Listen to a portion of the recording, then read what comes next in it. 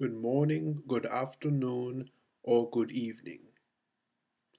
My name is Alfred Hitchcock.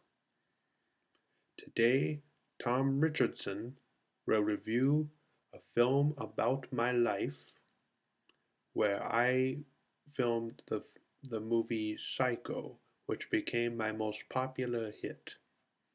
But now I will hand this over to Tom Richardson because he's going to review the film about my life today.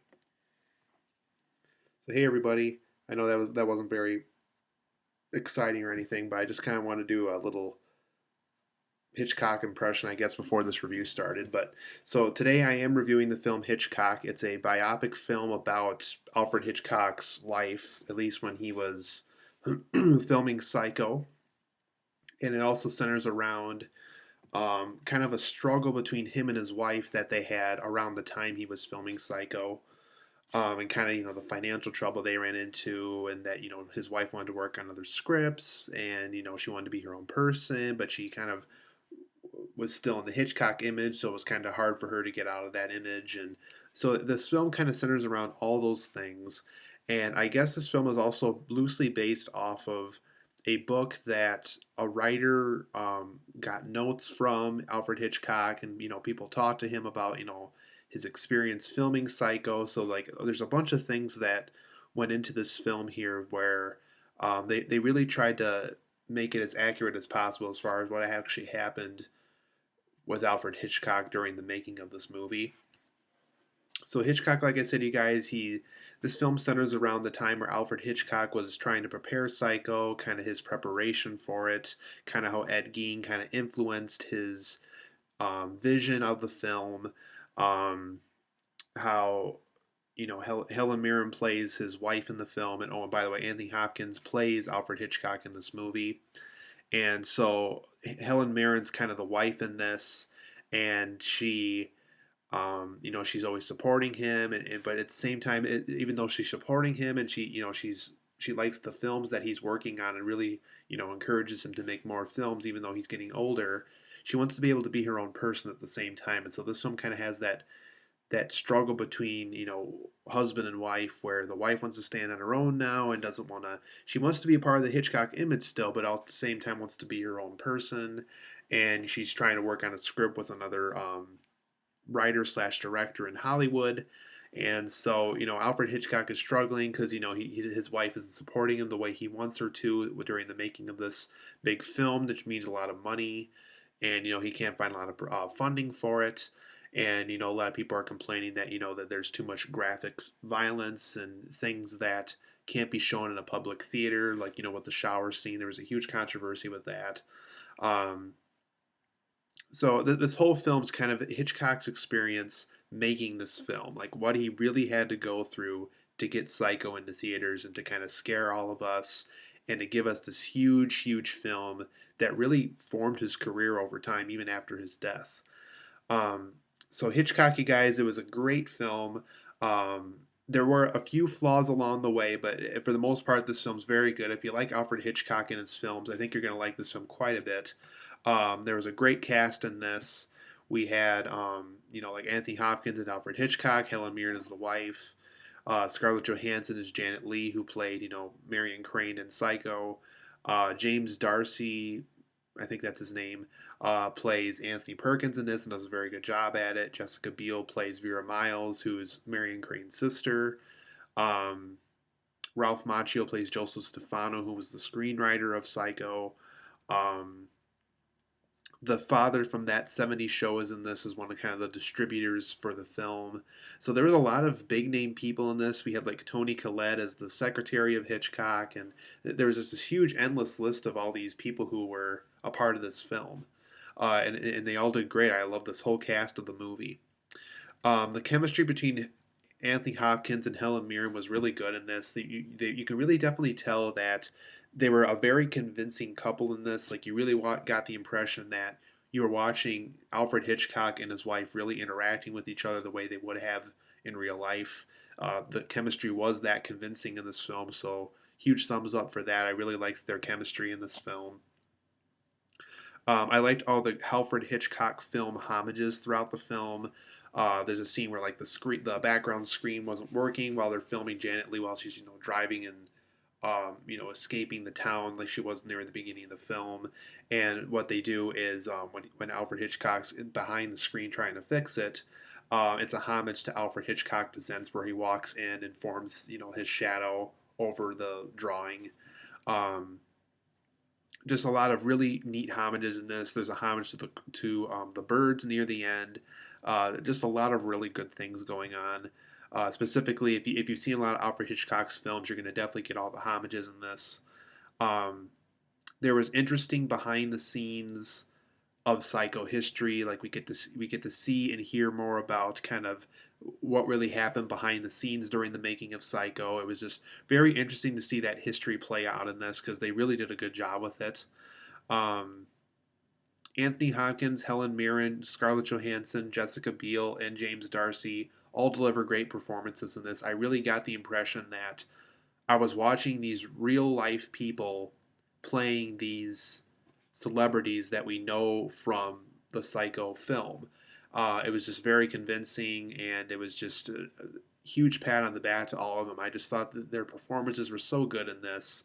Whoever directed this film did a really good job. It just was really, really convincing. I really thought like I was watching the history of the making of this film, kind of what went into it, what happened during production, what happened after production. All those things were very convincing in this.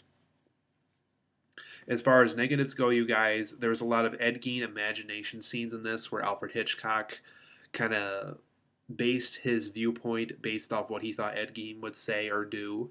Um, as much as I enjoyed them, they did work for the most part, but there were a few Ed Gein imagination scenes every once in a while where either they felt forced or almost felt unnecessary, kind of like where the director didn't know where the scene was going, so he's like, "Oh, well, we'll just throw Ed Gein in there, and Hitchcock will have a feeling, and this scene will happen because Ed Gein told him to do it, and that kind of thing."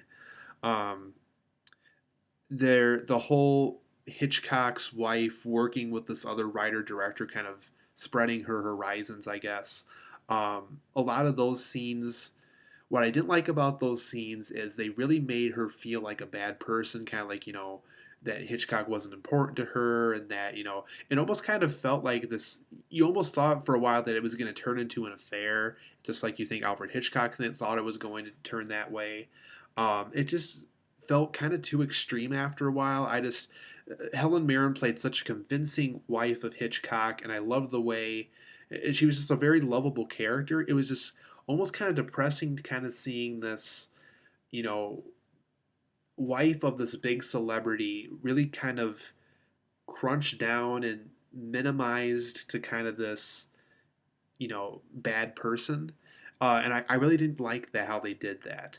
I think they could have got some of those point across without saying, "Oh, well, she was just a bad person. She did this and this and this." And when she wanted to gain her own reputation, she had to do this, this, and this. And I was so interested, and I loved all those scenes with behind the scenes of the making of Psycho. I would have been fine with just more of that. I mean, this could have been either they could have shortened the scenes with his wife and this other man, or maybe even cut them, like maybe put that in like a director's cut or something. But there was just something about those scenes that kind of ruined the experience of the movie. It could have been this huge film where we got to learn a bunch of things about the production that we didn't know, and even though we do, I think we could have learned more if these scenes got cut out and got replaced with more behind the scenes stuff.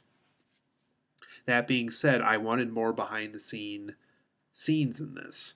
I think the film really would have benefited um, if there was just if we learned a lot more about what Hitchcock really had to do to get Psycho into theaters.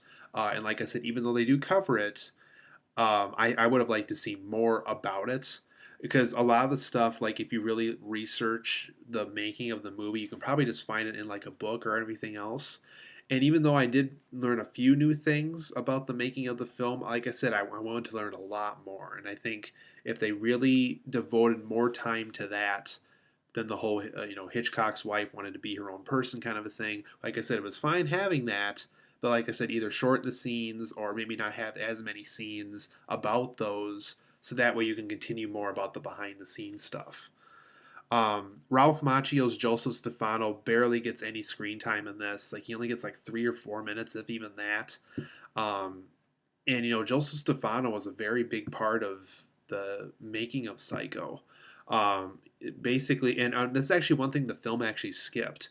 Um, Hitchcock and Hitchcock's wife hated the original screenplay, and don't worry, I'm not spoiling anything. They don't even cover this in the movie. Um, they hated the original screenplay. I think the North by Northwest writers wrote it originally, and Hitchcock hated it. Hitchcock's wife hated it, and so that's what made him hire Joseph Stefano eventually, because he did the second draft of Psycho, which eventually became the movie we all know. And even though we get to see kind of the interview with Joseph Stefano and Hitchcock, we didn't get to see kind of that whole first draft thing and why he hired Joseph Stefano, and they really didn't get into detail about that.